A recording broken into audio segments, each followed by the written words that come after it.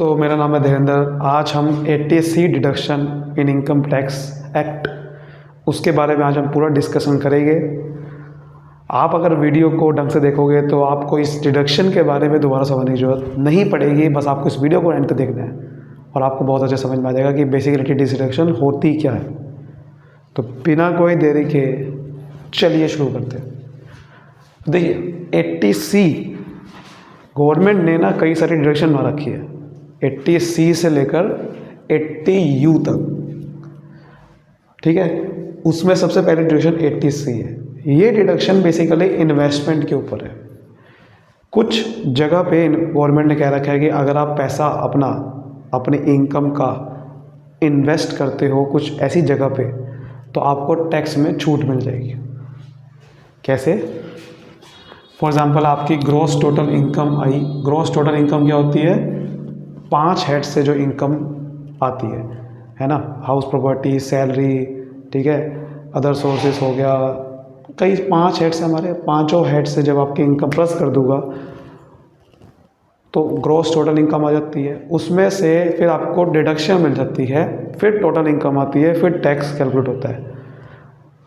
आपकी जैसे ही gross total income आई तो आपको डिडक्शन मिल जाएगी। डिडक्शन का मतलब फॉर एग्जांपल आपने कोई इन्वेस्ट करा एक जगह पे, ये जो मैं आपको बताने वाला हूँ, ऐसी गवर्नमेंट ने बहुत सारी ऐसी जगह बना रखी है जहाँ पर अगर आप इन्वेस्ट करते हो तो आपकी इनकम में से वो इन्वेस्टमेंट की वैल्यू कम हो जाएगी। तो आपकी इन्वेस्टमेंट की वैल्यू जब कम हो जाएगी इन्वेस्टमेंट से, तो आपकी इनकम पे भी टैक्स कम होगा। जैसे कि आप मान लो आपने 20 लाख रुपये आपकी इनकम कमाई, आपने 1 लाख रुपये कुछ ऐसी जगह पे इन्वेस्ट कर दिया जो आपको पता है कि गवर्नमेंट ने कह रखा है कि भाई यहाँ पर टैक्स नहीं कैलकुलेट होगा, तो आपकी वो इनकम में से कम हो जाएगी। मान लो 1 लाख रुपये आपने इन्वेस्ट कर दिया तो आपकी इनकम भी 1 लाख से कम हो जाएगी। तो आपको जो टैक्स देना पड़ेगा वो 19 लाख पे देना पड़ेगा, ना कि 20 लाख। तो ये होती है 80C डिडक्शन। तो इसमें आपको जो डिडक्शन मिलती है वो इन्वेस्टमेंट की वैल्यू पे मिल जाती है। अब मैक्सिमम लेकिन लिमिट है, पूरी वैल्यू पे नहीं मिलती। मैक्सिमम लिमिट है 1.5 लाख पर ईयर। हर साल आपको 1.5 लाख, मान लो आपने 20 लाख रुपये इन्वेस्ट, 20 लाख में से 10 लाख रुपये कोई ऐसी जगह पे इन्वेस्ट कर दिया 10 सालों के लिए, तो 10 सालों के लिए जो आपने इन्वेस्ट कर दिया, तो हर साल आपको 1.5 लाख रुपए की डिडक्शन मिल जाएगी इनकम में से, ठीक है। तो मैक्सिमम एक साल में 1.5 लाख की ही डिडक्शन मिल सकती है। लेकिन ये किन को मिल सकती है? ओनली इंडिविजुअल को या HUF को, या तो कोई आम आदमी होना चाहिए इंडिविजुअल, या फिर हिंदू अनडिवाइडेड फैमिली, उनको मिल सकती है। यानी कि कोई कंपनीज है, कोई एसोसिएशन ऑफ पर्सन है, पार्टनरशिप है, उनको ये डिडक्शन नहीं मिलेगी। क्लियर हो रही है यहाँ तक बात? तो डिडक्शन सिर्फ किसको मिलती है? इंडिविजुअल और HUF को। सर ठीक है, यहाँ तक हमें बात समझ में आ गई है कि भाई 1.5 लाख तक आपको मैक्सिमम डिडक्शन मिल सकती है एक साल में। आपकी वो डिडक्शन ग्रॉस टोटल इनकम से कम हो जाएगी, तो उसमें भी टैक्स भी कम कैलकुलेट होगा, तो टैक्स बचा देता है बेसिकली। ये तो समझ में आ गई। अब बात करते हैं कि इन्वेस्टमेंट कौन कौन सी है, यानी कि कौन कौन सी जगह पर आप इन्वेस्ट करोगे तो ये डिडक्शन मिल जाएगी।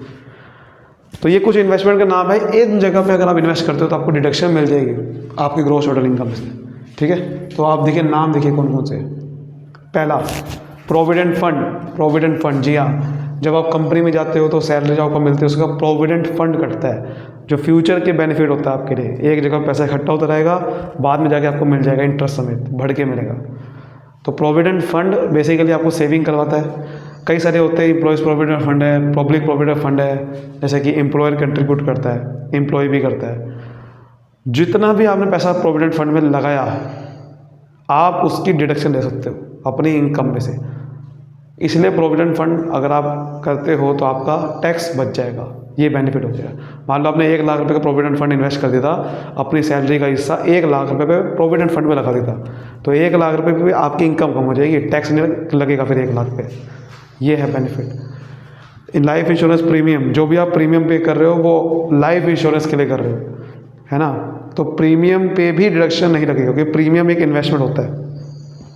मान लो आपने पूरे साल में 1.5 लाख रुपए का प्रीमियम पे करा, तो 1.5 लाख रुपए के प्रीमियम जो आपने इन्वेस्ट, क्योंकि प्रीमियम एक इन्वेस्टमेंट होती है, क्योंकि वो इंश्योरेंस के लिए कर रहे हो आप, जो कि आपको प्रीमियम जो आप पे कर रहे हो वो आपको इन्वेस्टमेंट है, क्योंकि वो जब आप मर जाओगे तो आपको वो पैसा मिल जाएगा, है ना, इन्वेस्टमेंट है एक तरह के प्रीमियम। तो जितना भी आपने प्रीमियम पे करा वो आपकी इनकम में से कम हो जाएगा, उस पर टैक्स नहीं लगेगा। इक्विटी लिंक स्कीम होती है, equity link scheme ELSS, mutual funds जैसे बोलते हैं। भाई आपने अगर म्यूचुअल फंड में पैसा लगाया तो वो टैक्स बेनिफिट है।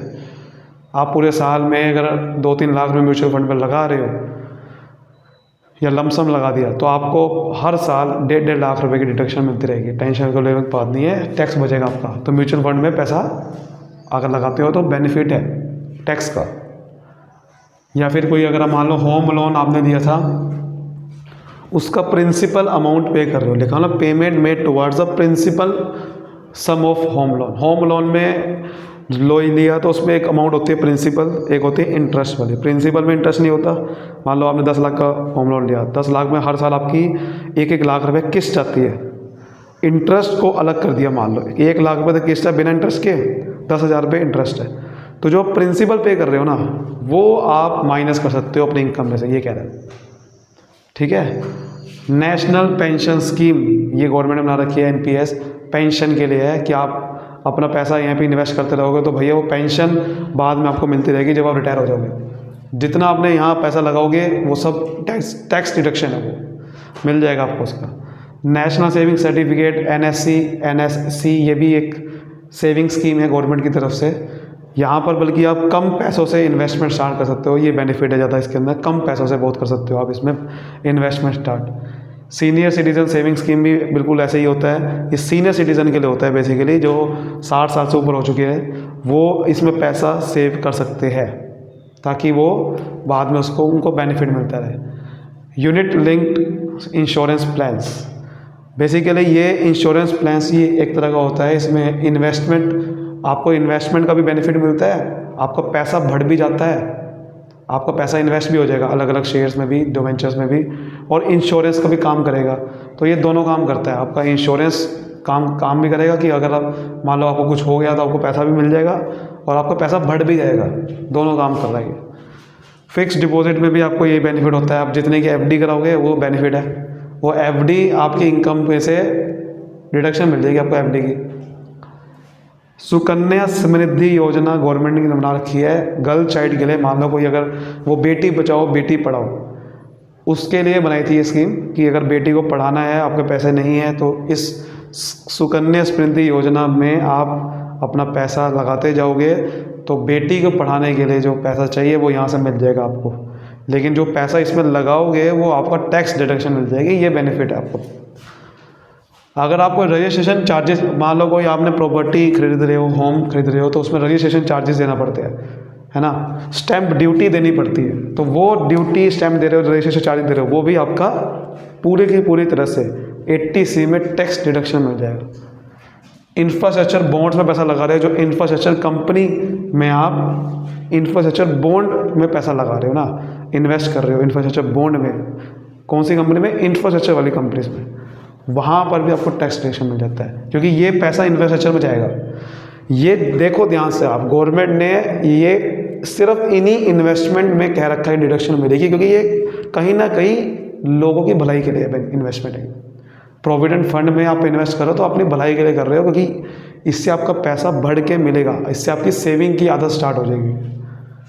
तो आप ध्यान से देखोगे सब सेविंग माइंडसेट के लिए बना रखी है ताकि लोग सेव करें, वरना कोई सेव ही नहीं करेगा पैसा अपना, उसके लिए बना रखी है गवर्नमेंट स्कीम।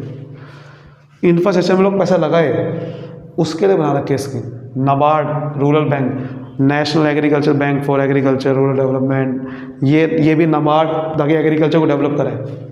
तो ये ध्यान से देखोगे तो इन इन्वेस्टमेंट्स पे अगर याद करने का तरीका क्या है कि भाई जो लोगों की भलाई के लिए इन्वेस्टमेंट है ताकि लोग सेव करें, सेविंग माइंडसेट बने उनका, या एग्रीकल्चर में पैसा जाए, इंफ्रास्ट्रक्चर में जाए, वहाँ पर आपको टैक्स पूरा डिडक्शन मिल जाती है। उसके लिए बात समझ में आ रही है यहाँ पर? जहाँ तक क्या समझते हैं, क्वेश्चन के थ्रू समझने की कोशिश करते हैं कि जैसे कि देखो क्या लिखा है इस क्वेश्चन में। एक ग्रॉस टोटल इनकम है मिस्टर एक्स की, असेसमेंट ईयर 2022-23 की 8 लाख रुपए, यानी कि 22-23 में जब असेस किया कि भाई 8 लाख रुपए उसकी इनकम बैठ रही है, उसने कुछ पेमेंट्स करी है फाइनेंशियल ईयर 2021-22 की, ठीक है, यानी कि प्रीवियस ईयर 21-22 में जो उसने पैसा कमाया था उसमें कुछ पेमेंट करी, वो पेमेंट आपको बता रहा है।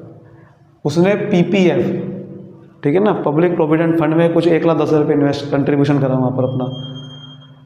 ये मैं आपको बताना पीछे रह गया था। ट्यूशन फीस, ट्यूशन फ़ी अगर आप कोई पे कर रहे हो, स्कूल की कोई ट्यूशन फीस, स्कूल की कोई ऐसे ट्यूशन फीस पे कर रहे हो स्कूल की, तो उस पर भी आपको डिडक्शन मिल जाती है। कोई स्कूल वाला कह रहा है कि भाई आप ट्यूशन फ़ी के पैसे दो अलग से, तो अगर वो पैसा दे रहे हो बच्चों को पढ़ाने के लिए, कोई ट्यूशन की फीस दे रहे हो, उस पर भी आपको डिडक्शन मिल जाती है। बात समझ में आ रही है?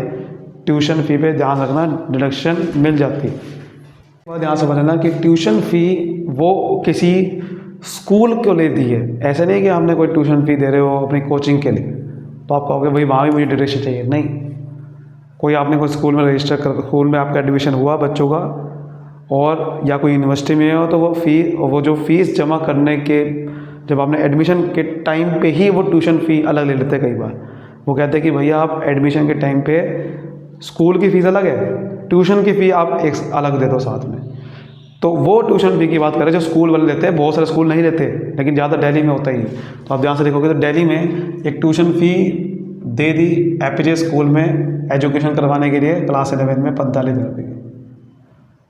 रीपेमेंट ऑफ हाउसिंग लोन को जो रीपेमेंट करे थे उसकी प्रिंसिपल अमाउंट दे रखा है ये 25,000 रुपये। अब आपको निकालो भैया इसकी टोटल इनकम कितनी है। ग्रॉस टोटल इनकम में से पहले डिडक्शन माइनस करते हैं तो टोटल इनकम आती है। तो 8 लाख रुपए तो ग्रॉस टोटल इनकम है, इसमें से डिडक्शन हम माइनस करेंगे। Deduction under 80C। ध्यान रखना हर एक जो आपने इन्वेस्टमेंट करी है अलग अलग डिडक्शन मिलेगी। ये नहीं कि एक साथ 1.5 लाख की लिमिट थी ना, अलग अलग 1.5 लाख की लिमिट थी। जैसे कि आपने पीपीएफ में कंट्रीब्यूशन करा 1,10,000 का, तो 1.5 लाख से कम है ना, तो पूरा का पूरा 1,10,000 रुपये का डिडक्शन मिल जाएगी। तो जो आपने पीपीएफ में कंट्रीब्यूशन करा है उसका 1,10,000 रुपये का पूरा डिडक्शन मिलेगी। टेंशन वाली कोई बात नहीं है। ट्यूशन फ़ी जो आपने पे करी वो भी आपकी 1,50,000 से कम ही बैठी, 1.5 लाख से कम ही है ना, 45,000, तो 45,000 की पूरी डिडक्शन मिलेगी। हाउस लोन का आपने रीपेमेंट करा है, रीपेमेंट ऑफ हाउसिंग लोन, उसके भी 25,000 ही पे करे सिर्फ, तो पूरा का पूरा डिडक्शन मिल जाएगी। 1.5 लाख की लिमिट थी, 25,000 का तो मिल जाएगी ना पूरी डिडक्शन। तो इसका मतलब आपको 8 लाख रुपए के ऊपर टैक्स नहीं देना, उसमें से ये डिडक्शन मिल जाएगी जो कि आएगा 1,80,000 रुपये की। ये माइनस कर देंगे इसमें से, तो आपका जो डिडक्शन होगी वो 6,20,000 रुपये का आपको सिर्फ टोटल इनकम आ जाएगी। यानी कि आपको सिर्फ 6,20,000 रुपये टैक्स देना है 8 लाख पे डिडक्शन। तो इस तरह से कैलकुलेट हम करते हैं और ऐसे हम डिडक्शन लगाते हैं। आई होप आपको 80C की डिडक्शन समझ में आई होगी। डिटेल में मैं आपको नहीं बता सकता था कि एक एक अब एक्चुअल में पीपीएफ में क्या क्राइटेरिया है, उसकी एक अलग अलग वीडियोस बन सकती है। हर एक इन्वेस्टमेंट आपने जो करी वो उसकी भी उसके अंदर क्राइटेरिया होता है कि ये इन्वेस्टमेंट करी तो उस पर इंटरेस्ट कितना होना चाहिए, वो किसने करी इन्वेस्टमेंट, वो तो हमने समझ लिया किसने करी। इन्वेस्टमेंट के अंदर की बातें भी होती है कुछ, कि जो इन्वेस्टमेंट करी तो वो कहाँ करी, कितनी अमाउंट की करी, उस पर कितना इंटरेस्ट लग रहा है, वो बातें हम नहीं डिस्कस कर सकते क्योंकि वो उसके लिए सेपरेट वीडियोस बहुत सारी बन सकती है। आज हमने सिर्फ 80C की डिडक्शन समझ रहे थे जो आपके बीकॉम बीबीए के पॉइंट ऑफ व्यू से होती है। आई होप आपको अच्छा समझ में आएगा। वीडियो को लाइक करें, सब्सक्राइब करें। Thank you so much, all the best.